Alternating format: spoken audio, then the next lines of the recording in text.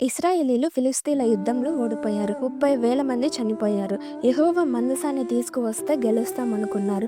కానీ వారు పాపంలో ఉన్నందున దేవుడు వారితో లేడు. మందసం ఫిలిష్తీన్ల చేతిలో పడిపోయింది. సమూయేలు పెద్దవాడయ్యాక అతని నాయకత్వంలో ప్రజలు దేవుని వైపు తిరిగారు.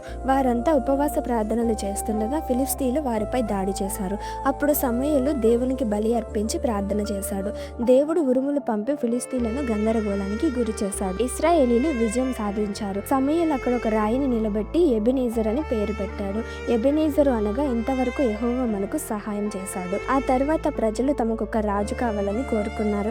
అప్పుడు సమూయేలు దేవుణ్ణి ప్రార్థించగా దేవుడు సౌలును ఇశ్రాయేలీలకు మొదటి రాజుగా నియమించాడు.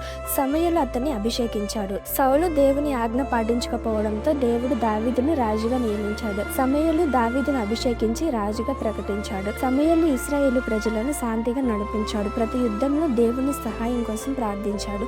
కాలం గడిచి వృద్ధుడైనందున అతడు మరణించాడు.